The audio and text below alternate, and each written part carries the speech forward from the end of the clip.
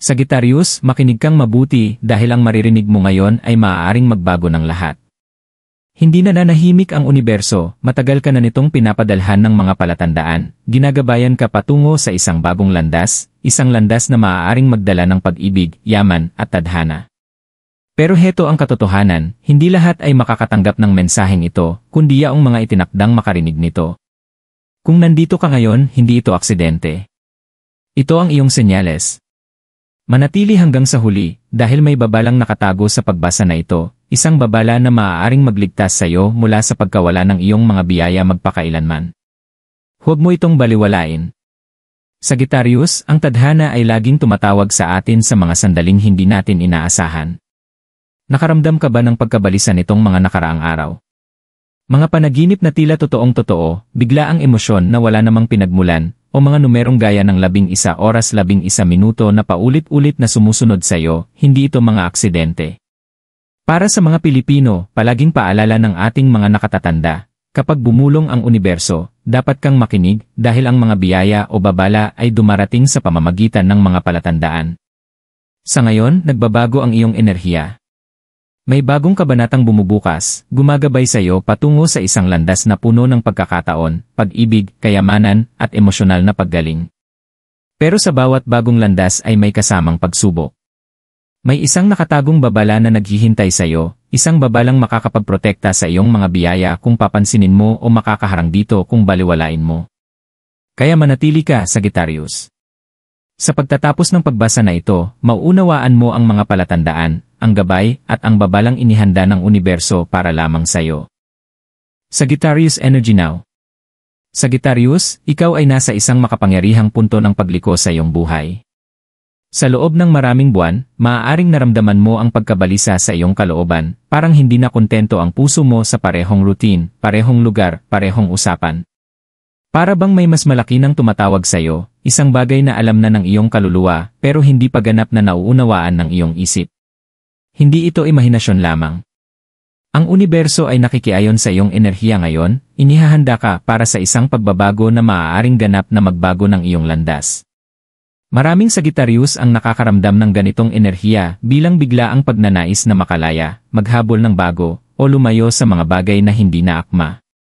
At kung nararamdaman mo rin ito ang pinakamalinaw na senyales na ginagabayan ka na ng tadhana. Para sa mga Pilipino, madalas sabihin ng ating mga nakatatanda, kapag hindi ka na mapakali, ibig sabihin may bago nang paparating sa buhay mo. Ang pagkabalisa ay hindi laging sumpa, madalas ito ang unang bulong ng mga biyaya. At para sa iyo, Sagittarius, ang bulong na ito ay palakas ng palakas. Mapapansin mong ang isip mo ay madalas napapadpad sa mga posibilidad na hindi mo pa kailanman naisip dati. Maaaring ito ay bagong landas sa karera, pagbabago sa iyong mga relasyon, o paglipat sa ibang lugar. Hindi ka basta-basta tinutulak ng universo ng walang dahilan. Alam nitong handa na ang kaluluwa mong lumawak. Ang mga Sagittarius ay likas na naghahanap ng katotohanan, manlalakbay ng buhay, at sa ngayon ay ginising muli ng iyong enerhiya ang bahaging iyon na hindi kayang manatiling nakatali. Pero dito nagiging mahalaga ang pagbabago. Ang landas na nagbubukas para sa iyo ay hindi basta aksidente. Nagtataglay ito ng mga pagkakataong maaaring magpabago ng iyong buhay, magdadala ng pag-ibig kung saan dati may kalungkutan, pinansyal na biyaya kung saan dati may paghihirap, at kapayapaan kung saan dati may kalituhan. Kaya't ito ang dahilan kung bakit ka ginagabayan ng universo. Nais nitong matanggap mo ang matagal mo nang ipinagdarasal. Kasabay nito, maaaring makaramdam ka ng pagkalito. Bahagi ng iyong sarili ang gustong magtiwala sa pagtawag na ito, ngunit ang isa namang bahagi ay natatakot mawala ang mga bagay na pamilyar na. Normal lamang ito. Bawat Sagittarius ay nakararanas ng labanan sa pagitan ng kalayaan at seguridad. Ngunit ang tadhana ay hindi nagbibigay gantimpala sa pag-aalinlangan, ito ay nagbubukas lamang sa mga may pananampalataya. Dapat mo ring maunawaan na ang bagong landas na ito ay hindi lamang tungkol sa pagkuha ng biyaya.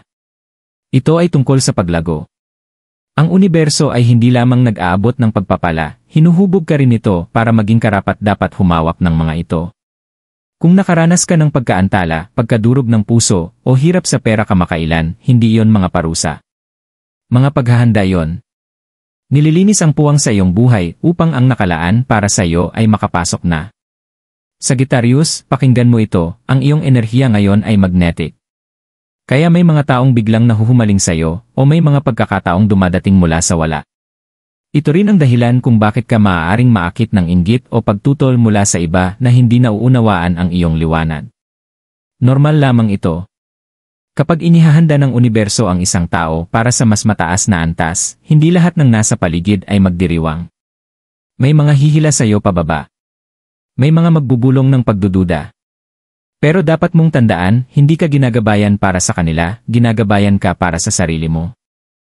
Palaging dala ng kulturang Pilipino ang paniniwala, kapag may bago, may babala. Kapag paparating ang mga biyaya, kasabay nito ang mga pagsubok. Ito ang enerhiya na nakapalibot sa iyo ngayon. Nasa pintuan ka ng isang makapangyarihang bagong yugto, ngunit ang susi para mabuksan ito ay nasa kung paano ka tutugon sa mga senyales. Pinapansin mo ba ang iyong intuisyon? O bakat duda ka sa sarili mo, o nagbubulag-bulagan sa mga synchronicity na nasa paligid? Kung ito ang unibersong gumigising sa'yo, hindi mo na kayang magbulag-bulagan sa gabay na dumarating. Ang iyong enerhiya ay gumagalaw na, at kahit piliin mong sundan o labanan ito, darating pa rin ang pagbabago. Sagittarius, simple lang ang katotohanan, ikaw ay pinili para sa mas dakila. Kaya't hindi pinayagan ng buhay na manatili kang maliit. Kaya nagsara ang mga pintong hindi na para sa'yo. At kaya, sa mismong sandaling ito, ginagabayan ka patungo sa bagong landas. Ang babala ay darating mamaya, ngunit sa ngayon, tandaan mo ito, ang enerhiyang nakapalibot sa iyo ay patunay na handa ka na. Manatiling gising. Manatiling bukas. Dahil habang mas pinapansin mo ang mga senyales, mas malinaw na magsasalita ang universo. At sa gabay na ito, nakatago ang mapapatungo sa iyong tadhana. Guiding Signs. Sagittarius, kailanman ay hindi tayo itinutulak ng universo sa bagong landas nang hindi muna nagbibigay ng mga palatandaan. Ang mga senyal na ito ang mga bulong ng tadhana, ang mga marahang tapik sa iyong balikat na nagsasabi, ginagabayan ka, pakinggan mo. At sa ngayon, mas malakas pa kaysa dati ang mga bulong na ito. Kung napapansin mo ang mga kakaibang pattern sa iyong araw-araw, huwag mo itong ipagwalang bahala. Hindi ito aksidente. Ito ay mga kumpirmasyon.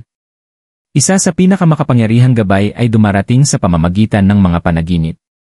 Nakapanaginip ka ba ng mga taong mula sa iyong nakaraan, mga lugar na hindi mo pa nararating, o mga simbolong hindi mo makalimutan?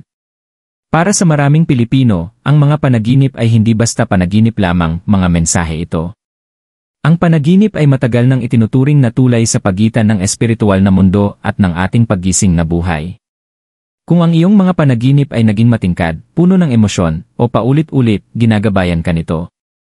Ipinapakita nito ang alam na ng iyong puso, nakalaan kang tumuntong sa bagong landas. Isa pang gabay ay ang mga numerong paulit-ulit na lumilitaw. 11 oras 11 minuto, 3 oras 33 minuto, 8, 88, hindi ito mga pagkakataon lang. Sa paniniwalang espiritual, ang mga numerong ito ay may dalang enerhiya. Mga cosmic code itong gisingin ka.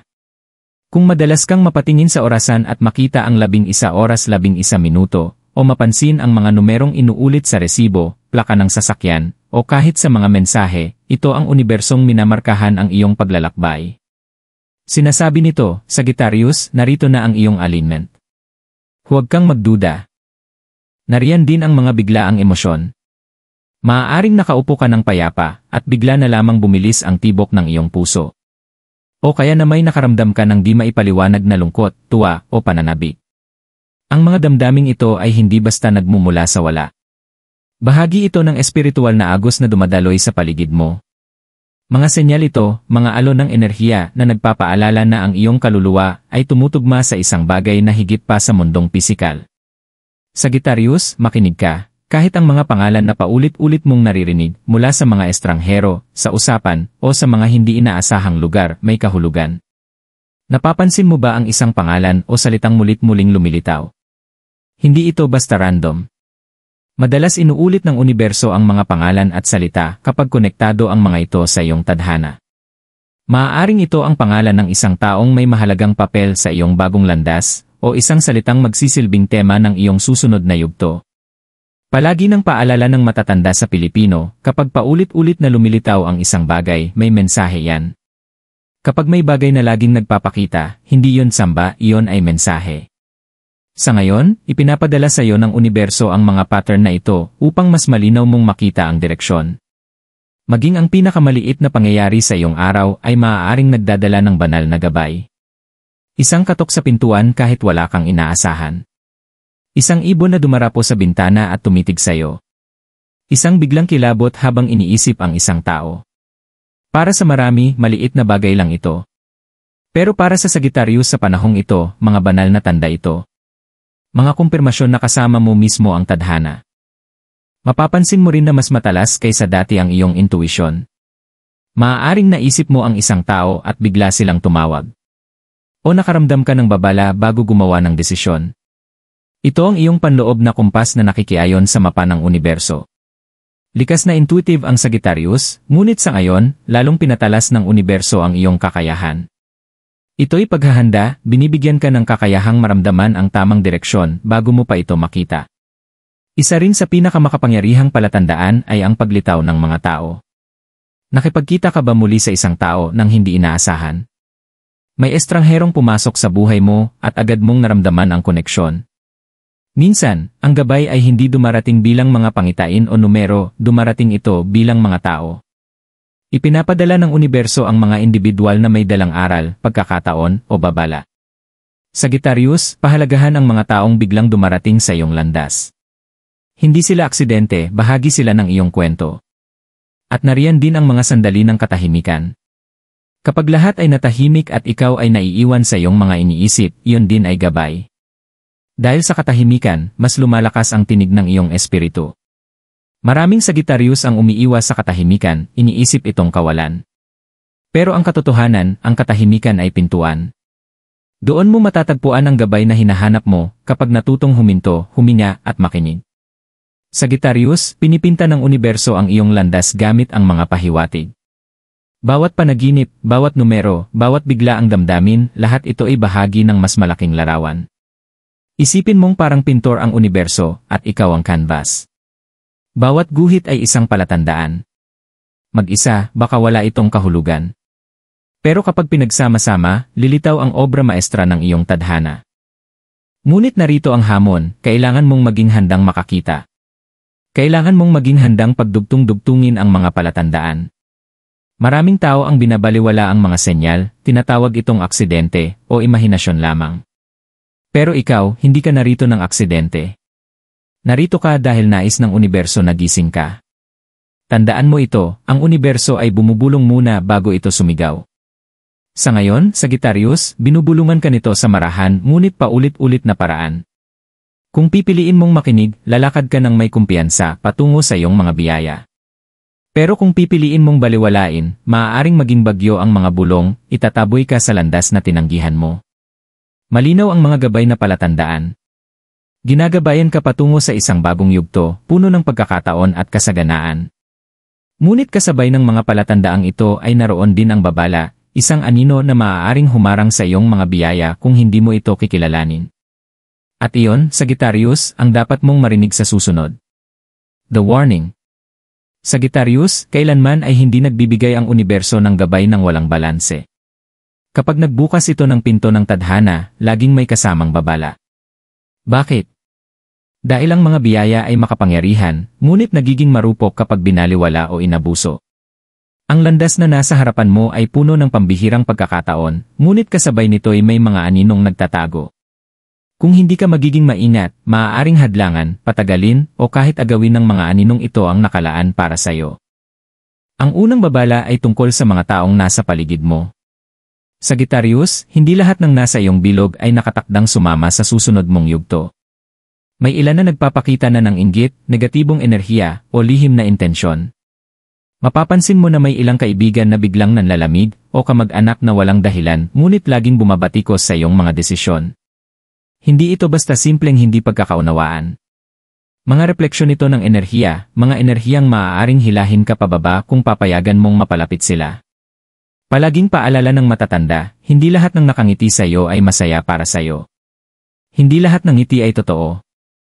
Masakit man, Sagittarius, maaaring may isang taong nagpapanggap na sumusuporta, ngunit sa likod ay lihim na hinahangad ang iyong pagkabigo. Babala ng universo, imulat mo ang iyong mga mata. Protektahan ang iyong espiritu. Hindi lahat ay karapat-dapat makasama sa iyong paglalakbay. Ang ikalawang babala ay tungkol sa mga gawin na ayaw mong bitiwan. Ang Sagittarius ay tanda ng kalayaan, ngunit kasama ng kalayaan ay tukso. Maaaring ipinagpapaliban mo ang mahahalagang desisyon, ginugugol ang oras sa mga walang saysay, o pinanghahawakan ang hindi malusog na mga pattern. Maliit man silang tingnan, mabigat ang dala nito. Isipin mong umaakyat ka ng bundok na may nakataling mga bato sa likod, mabagal ka, maaaring tumigil ka pa. Iyan ang ginagawa ng mga gawin na ito sa iyong tadhana. Kung hindi mo sila puputulin, haharangin nila ang biyayang naghihintay. Ginugugol mo ba ang iyong lakas sa mga taong hindi ka pinahahalagahan? Kumakapit ka ba sa mga hinanakit ng nakaraan? Ang mga pagpiling ito ay tanikala. At sinasabi ng universo, Sagittarius, hindi mo maaaring dalhin ang bigat ng kahapon sa bagong landas. Kung gagawin mo, mas titindi ang bigat, at mas mahirap sundan ang gabay. Ang ikatlong babala ay tungkol sa pagdududa at takot. Ang tadhana ay gumagalaw lamang kapag pinapayagan mo. Kung patuloy mong kinukwestiyon ang sarili, hindi ka maitutulak ng universo kung saan ka dapat mapunta. Likas na visionaries ang mga Sagittarius, ngunit minsan ang sarili mong takot ang nagiging pinakamalaking kalaban. Malinaw ang babala, kung hahayaan mong manaig ang takot, lilipas ang mga pagkakataon sa iyong mga kamay. Isipin mo, ilang beses ka na bang handa, ngunit umatras dahil sa takot. Ilang biyaya na ang naantala dahil sinabi mong, siguro bukas na lang, imbes na, ngayon na, paalala ng universo, ang pag-aatubili ay magnanakaw ng tadhana. May isa pang babala, ang mga huwad na oportunidad. Kapag mataas ang iyong enerhiya at malapit na ang mga biyaya, madalas nagpapadala ang mga anino ng mga distraction na nakabalat kayo bilang pagpapala. Maaaring isang tao na biglang pumasok sa iyong buhay, na angakong higit sa kaya nilang ibigay. O isang trabaho o negosyo na kumikinang sa simula, ngunit unti-unting ubos ng iyong lakas. Sagittarius, nais ng universo na maging mapanuri ka. Hindi lahat ng bukas na pinto ay para sa'yo. May ilang pinto na patibong. Naniniwala ang mga Pilipino sa babala, mga palatandaan bago ang panganib. Minsan ito'y biglang kaba sa dibdib, minsan isang masamang panaginip, minsan payo ng nakatatanda. Hindi ito mga pamahiin na dapat pagtawanan. Mga instinct ito na galing sa espiritual na mundo. Sagittarius, kung may kakaibang pakiramdam, huwag mo itong baliwalain. Iyan ay kampana ng babala mula sa langit. Dapat mo ring bantayan ang iyong mga salita.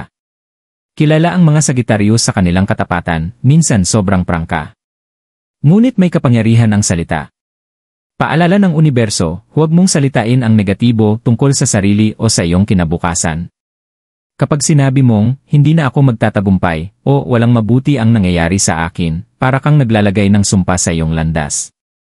Tandaan, nakikinig ang universo. Magsalita ng maingat. Magpahayag ng biyaya, hindi ng pagkawasak. Isa pang babala ay nakatago sa tamang panahon. Ang enerhiya ng Sagittarius ay impulsive. Madalas gusto mong makuha agad ang lahat, nagmamadali sa mga desisyon ng walang paghahanda. Pero ang tadhana ay umuusbong sa tamang tiyempo. Kung pipilitin mong hilahin ang hindi pa hinog, masisira ito bago pa man lumago. Parang prutas na pinitas ng maaga, hindi ito magiging matamis. Paalala ng universo, magtiwala sa tamang oras. Huwag magmadali pero huwag ding magpaliban. Sumabay sa ritmo ng mga senyales.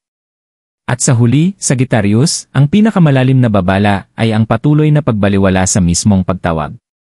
Matagal ka nang ginagabayan, tinutulak at binubulungan ng universo.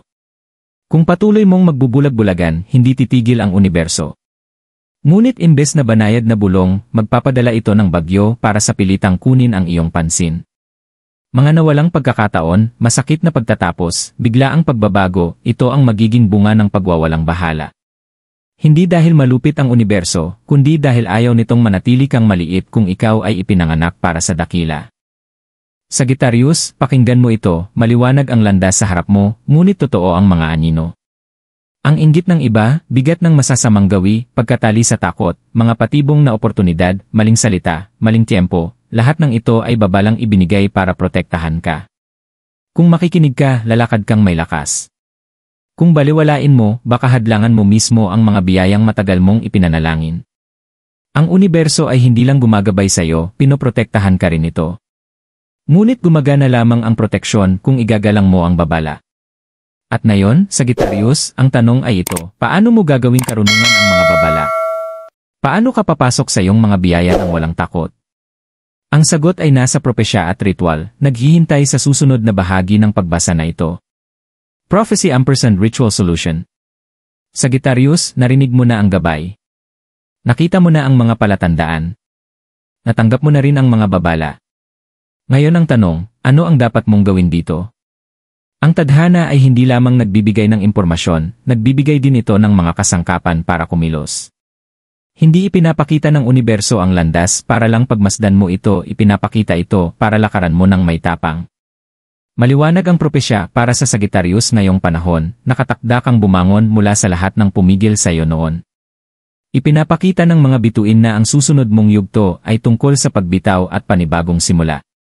Papasok ka sa panahong ang iyong mga pagpili ang magtatakda kung aangkinin mo ba ang mga biyaya o ulitin ang lumamong siklo. At ang totoo, Sagittarius, inaalok ka ngayon ng universo ng pagkakataong tuluyang makalaya. Minsan nang sinabi ni Baba Vanga, ang mga palatandaan ng tadhana ay unay mga bulong, saka nagiging bagyo hanggang hindi mo na sila kayang baliwalain. Nasa puntong iyon ka ngayon. Ang propesya, kung makikinig at susunod ka sa gabay, lalakad ka sa landas ng kasaganaan at proteksyon.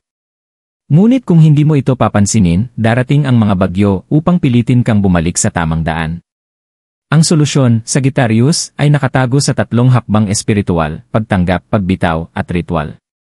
Hakbang 1, pagtanggap. Kailangan mong kilalanin ang mga senyales sa paligid mo at tanggapin na totoo ang mga ito. Huwag mo silang tawaging tsamba.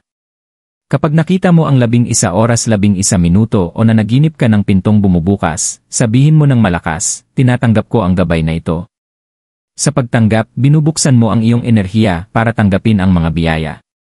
Ang pagtanggap ay nagbabago ng pagdududa tungo sa pananampalataya, at ang pananampalataya ang susi sa pagbubukas ng tadhana. Hakbang 2, pagbitaw. Ang mga babalang natanggap mo ay hindi parusa, kundi mga tagubilin. Kailangan mong bitiwan ang mga humaharang sa iyo, mga negatibong tao, mapanirang gawi, takot na kaisipan. Sa kulturang Pilipino, may kasabihan, kung hindi ka bibitaw, hindi ka makakahawak ng bago. Sagittarius, hindi mo kayang pumasok sa bagong landas habang kinakaladkad ang mga tanikala ng nakaraan. Bitawan mo sila. Hakbang 3, ritual. Upang tuluyang maiayon ang sarili mo sa bagong landas, kailangan mong isagawa ang isang ritual ng paglilinis at paggabay. Ang mga ritual ay hindi pamahiin, ito'y intensyon. Mga gawaing nagsasabi sa universo, handa na ako. Narito ang isang simpleng ngunit makapangyarihang ritual. Sa Huwebes ng gabi, araw na kaugnay sa Sagittarius at kay Jupiter, ang planeta ng swerte, magsindi ng isang puting kandila. Ang puti ay sumisimbolo ng kaliwanagan at proteksyon. Ilagay sa tabi nito ang isang baso ng malinis na tubig. Sa paniniwalang Pilipino, ang tubig ay sumisipsip ng enerhiya at nagdadala ng intensyon sa espiritual na mundo. Isulat sa isang maliit na papel ang mga salitang, binitiwan ko ang mga humaharang sa akin. Tinatanggap ko ang aking bagong landas. Tiklupin ang papel ng 3 beses, ilagay sa ilalim ng baso ng tubig, at ipikit ang mga mata. Bulungan ang mga salitang ito, Universo, gabayan mo ang aking mga hakbang. Protektahan mo ang aking mga biyaya. Handa na ako sa aking tadhana. Hayaan ang kandila na ligtas na masindihan ng hindi bababa sa 11 minuto habang nakatuon ang iyong isip sa mga senyales na nais mong matanggap. Ang ritual na ito ay nag-ugnay sa iyo sa mas mataas na landas, nililinis ang negatibong enerhiya, at pinatitibay ang pagkakaayon mo sa mga biyayang paparating. Sagittarius, ang mga ritual ay hindi sa lamang ka, sila'y mga usapan sa universo. Patunay ito na nakikinig ka. At kapag nakita ng universo na nakikinig ka, tumutugon ito ng mas malinaw. Ang propesya para sa iyo, pagkatapos ng gawain ito ng intensyon, titindi ang mga senyales. Mas magiging malinaw ang mga panaginip, mas mabilis na lilitaw ang mga oportunidad, at kahit ang mga taong konektado sa iyong tadhana ay sisimulang magpakita. Ganyan gumagalaw ang universo, hinihintay lamang ang iyong. Ngunit tandaan, Sagittarius, ang ritual ay dapat isabay sa aksyon. Hindi sapat na magsindi ng kandila, magbulong ng panalangin, at ipagpatuloy ang parehong mapanirang gawi. Sinasabi ng propesya na ang biyaya ay dumarating kapag nagsasama ang pananampalataya at disiplina. Bitawan ang dapat bitawan. Lumayo sa dapat layuan. At magtiwala na sa paggawa nito, papalitan ng universo ang mga nawala ng higit pa. Mulat sa Paul, itinuro na ng ating matatanda na ang pinakamaliit na gawa ng pananampalataya ay kayang magbukas ng pinakamalalaking pinto. Isang panalangin bumulong sa katahimikan. Isang kandilang may kasamang taos pusong hangarin. Isang salitang puno ng pag-asa. Hindi ito mga maliit na bagay, mga susi ito. At ikaw, Sagittarius, hawak mo na ang mga susi ngayon. Simple lang ang propesya ng universo, isang bagong landas ang naghihintay, ngunit tanging ang matatapang ang makakalakad dito. Ikaw ay matapang, Sagittarius. Ikaw ay pinili. At sa pagtanggap ng mga palatandaan, pagbitaw sa mga hadlang, at pagsasagawa ng ritual ng intensyon, aangkinin mo ang mga biyayang inihanda ng tadhana para sa iyo. Huwag mong kalimutan, ang babala ay hindi para takutin ka. Ito ay para ihanda ka. At ang ritual ang iyong sagot, iyong proteksyon, iyong paraan ng pagdeklara, handa na ako. At ngayon, Sagittarius, iisa na lang ang natitirang hakbang, ang iyong pagpili. Susundan mo ba ang gabay? Papasok ka ba sa iyong mga biyaya? Naghihintay ang universo. Sagittarius, natapos mong lakaran ang paglalakbay na ito ng may bukas na mata at bukas na puso. Narinig mo na ang gabay, nakita ang mga senyales, hinarap ang mga babala, at natutunan ang ritual ng pagbitaw at panibagong simula. At ngayon, iisa na lang ang hinihingi ng universo sa iyo, gagawin mo ba ang hakbang? Ito na ang sandali mo. Ang bagong landas ay hindi naghihintay sa malayong hinaharap, ngayon mismo ito'y nagbubukas. Bawat senyales na napansin mo, bawat panaginip na napanaginipan mo, bawat bulong na naramdaman mo sa kaluluwa, patunay na pinili ka na ng tadhana. Inihanda na ng universo ang mga biyaya ng pag-ibig, kasaganaan, at kapayapaan. Ngunit tanging ang mga nakikinig, ang may tapang kumilos, ang tunay na angkin nito. Sagittarius, huwag mong hayaang nakawin ng takot o pag-aatubili ang nakalaan para sa iyo. Pinili kang bumangon ng mas mataas, lumakad ng mas magaan, at magningning ng higit pa kaysa dati. Hindi ito aksidente. Ito ay tadhana. Kung ang mga salitang ito ay tumama sa puso mo, angkinin mo sila ngayon. Ideklara mo sa universo na handa ka na. Sa komento, isulat ang iyong zodiac sign panandang pandagdag welcome in way guidance bilang pagpapatunay ng iyong kahandaan. Hayaan mong makita ng universo ang iyong pananampalataya at hayaan mong umayon ang iyong enerhiya sa iyong mga biyaya. At kung nanonood ka mula sa Pilipinas, tandaan mo ito, ang iyong mga ninuno, ang ating mga nakatatanda, ang ating kultura, palagi nang naniniwala sa mga senyales, ritual, at kapangyarihan ng tadhana. Ipinagpapatuloy mo ang tradisyong iyon tuwing pinakikinggan mo ang iyong kaluluwa. Sagittarius, malinaw na ang iyong landas. Nasa iyo na ang gabay. Inihanda ka ng mga babala. Pinoprotektahan ka ng ritual. At ngayon na ang oras para tuluyan kang pumasok sa iyong tadhana.